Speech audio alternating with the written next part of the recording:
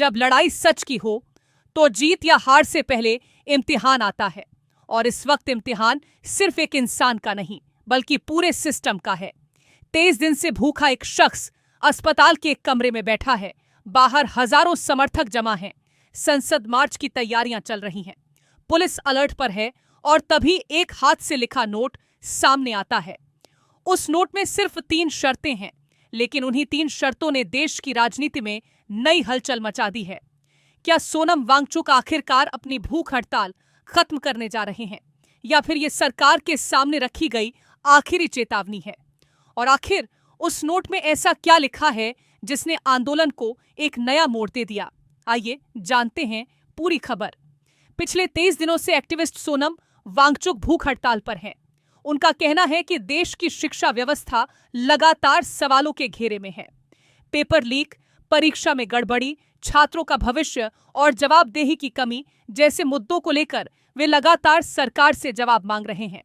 23 दिन बिना अन्न के, ये सिर्फ एक संख्या नहीं बल्कि एक लंबे संघर्ष की कहानी है।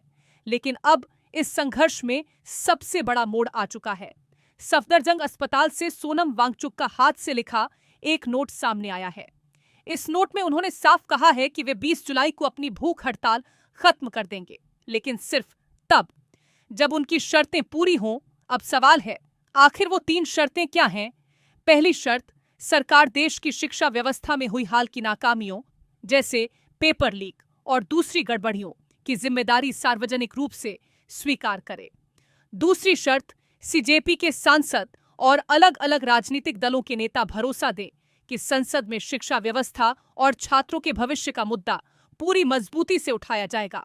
और तीसरी शर्त, अगर उनकी तबीयत बिगड़ने की वजह से वे अनशन जारी नहीं रख पाते तो सांसद और राजनीतिक दलों के नेता अस्पताल आकर उन्हें यही भरोसा दें कि उनकी लड़ाई संसद तक पहुंचेगी। यानी वांगचुक का कहना है कि उन्हें सिर्फ वादा नहीं बल्कि जवाबदेही चाहिए। लेकिन इस नोट में सिर्फ शर्तें ही नहीं थीं, एक ऐसा आरोप भी था जिसने सबको चौंका दिया। वांगचुक ने दावा किया कि उन्हें सफदरजंग अस्पताल में गैर कानूनी हिरासत में रखा गया है। उन्होंने आरोप लगाया कि उनके आने जाने, लोगों से मिलने और खुलकर बातचीत करने की आजादी पर रोक लगाई गई है। हालांकि इस आरोप पर संबंधित अधिकारियों की ओर से अभी तक कोई ऑफिशियल रिस्पॉन्स सामने नहीं आई। अब बात करते हैं उस घटनाक्रम की जिसने पूरे आंदोलन का तापमान और बढ़ा दिया। सोमवार यानी 20 जुलाई को प्रस्तावित चलो संसद मार्च से पहले जंतर मंतर पर बड़ी संख्या में समर्थकों के जुटने की तैयारी शुरू हो गई। सीजेपी के संस्थापक अभिजीत दिपके ने समर्थकों से रात भर धरना देने की अपील की। वहीं सोनम वांगचुक की पत्नी गीतांजलि आंगमो ने कहा कि अगर राजनीतिक दल संसद में शिक्षा व्यवस्था का मुद्दा उठाने का भरोसा देते हैं तो उनके पति अपना अनशन समाप्त कर देंगे। उधर प्रदर्शनकारी लगातार केंद्रीय शिक्षा मंत्री धर्मेंद्र प्रधान के इस्तीफे की मांग कर रहे हैं। उनका आरोप है कि नीट पेपर लीक जैसे मामलों और छात्रों की आत्महत्या की घटनाओं में जवाबदेही तय होनी चाहिए। लेकिन तभी कहानी में एक और मोड़ आता है। दिल्ली पुलिस ने साफ कर दिया कि 20 जुलाई को संसद तक किसी भी प्रस्तावित मार्च की न तो अनुमति मांगी गई है और न ही अनुमति दी गई है। यानी अगर समर्थक संसद की ओर बढ़ते हैं तो हालात तनावपूर्ण हो सकते हैं। वही बता दें, कॉकरोच जनता पार्टी सोमवार को संसद भवन तक मार्च करने वाली थी, लेकिन उससे पहले ही जंतर मंतर पर भगदड़ देखने को मिली। जंतर मंतर पर प्रदर्शनकारियों और सुरक्षा बलों के बीच हुई झड़प के बाद प्रदर्शनकारियों को रोकने के लिए लाठीचार्ज किया गया। रैपिड एक्शन फोर्स यानी आरएएफ के जवानों ने प्रदर्शनकारियों को जंतर मंतर पर कंट्रोल करने के लिए लाठियां भांजी। बता दें कि संसद का मॉनसून सत्र आज से शुरू हो गया है। रैपिड एक्शन फोर्स के लाठीचार्ज पर कॉकरोच पार्टी का पहला रिएक्शन भी आया है।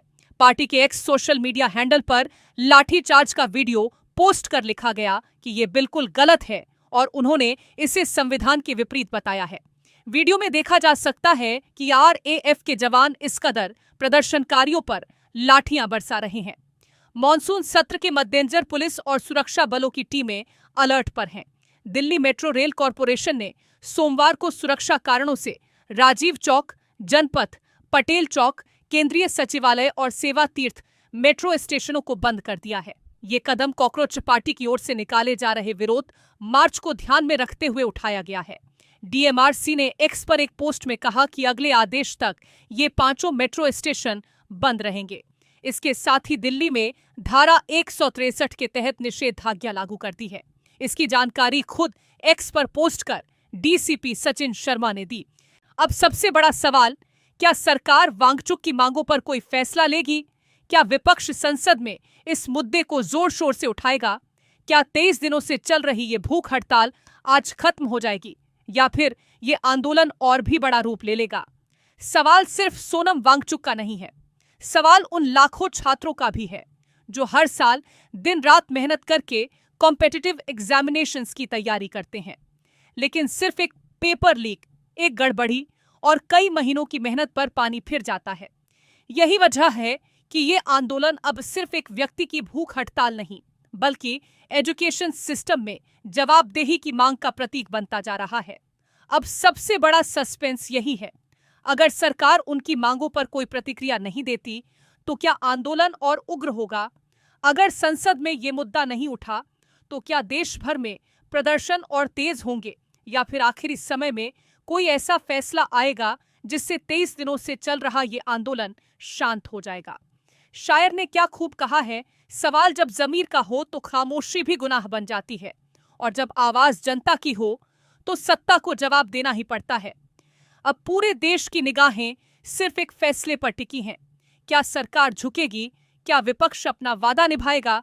क्या सोनम वांगचुक आज सच में अपना अनशन तोड़ देंगे, या फिर 23 दिन का ये आंदोलन आने वाले दिनों में देश की सबसे बड़ी राजनीतिक बहस बन जाएगा? इस कहानी का अगला चैप्टर क्या होगा, इसका जवाब आने वाले कुछ घंटे तय करेंगे। अब पूरे देश की नजर अगले कुछ घंटों पर टिकी है। क्या ये आंदोलन यहीं थम जाएगा या संसद की चौखट पर पहुंचकर देश की राजनीति और शिक्षा व्यवस्था में एक नई बहस छेड़ देगा? इस खबर पर आपकी क्या राय है, हमें कमेंट में जरूर बताइए। अगर वीडियो पसंद आया हो तो लाइक करें, शेयर करें और चैनल को सब्सक्राइब करना न भूलें। साथ ही और भी अपडेट्स के लिए जुड़े रहें।